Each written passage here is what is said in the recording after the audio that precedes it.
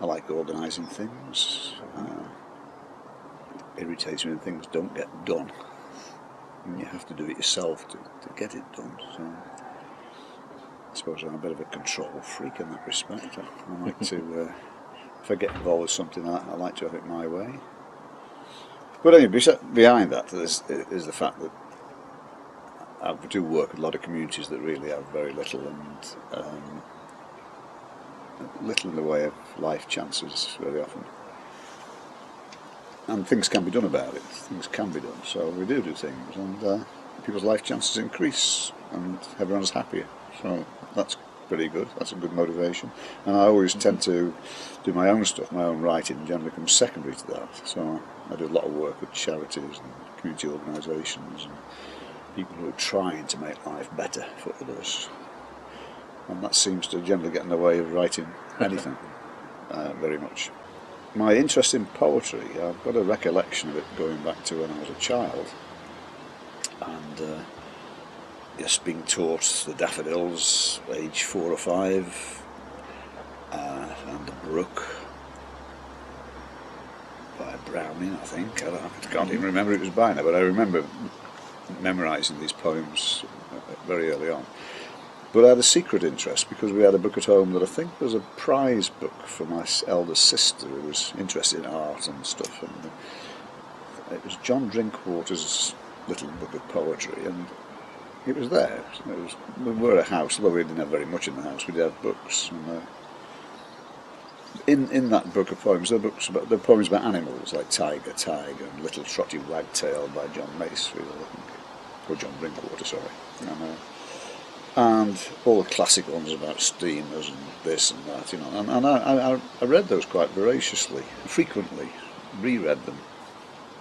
And I remember as a leaving book from grammar school, one of my chosen books was Under Milk Wood, but it wasn't the actual text, it was the dense notes on it. And because I thought that was better value for the same money, you got like not only most of the text, but you got an explanation of it all. And so that interested me. I did like Tom Thomas's short stories more than his poems. They were a bit too cryptic for me at the time. I didn't really understand his poetry, but I got Under Milk Wood and I got his stories. And then when I went to Swansea, just by chance, serendipitous, I went to Swansea University eventually and reinforced my interests there. I'd met a very interesting poet in Oxford, Tim Reynolds, American poet, who was a fascinating person, and he was translating the Confucian Analects, and by this time I was very much into Chinese things through a completely different set of circumstances. And so Tim influenced my reading along with other people in Chinese stuff, and I sort of got the relevance to everyday stuff here. That was the point. It wasn't about Chinese, it was about here. That had relevance. I was conscious that Bolton didn't have any kind of arts festival that most other towns in the northwest do. And it's developed a good food and drink festival, which is very well thought of and draws a lot of people in. So we said, let's have a festival, let's have a small poetry festival in Bolton where we can demonstrate our capacity to manage something and draw people in and make sure that lots of people are involved. And to do it properly, through the marketing and this kind of recording, and to get an anthology out, so it would look like a book I do.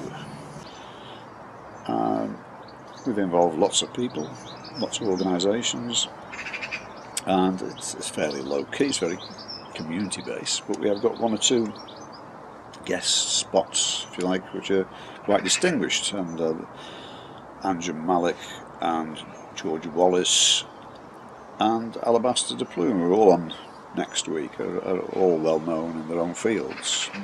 It would have been nice to have had a lot more to do with other writers, Gujarati writers. There is a Gujarati writers circle. It would have been really good to have made contact and established a working relationship with people working in other languages, but we tried to make up for that by James Hartnell, who's done a fantastic job in pulling together people whose first language is not English and working with a group of translators to create a set based on readings in an original language and then a translated version, you know, by someone else, so, or with someone else, not by someone, but with someone else. So that's quite novel and groundbreaking, I think. I'd known about Bolton's Worktown heritage. I mean, the 1930s mass observation surveys, which had been conducted as a kind of anthropological experiment to see how the working classes really lived, had chosen Bolton as a place to really investigate, and they'd put anthropologists and photographers and sociologists and all that into Bolton in disguise,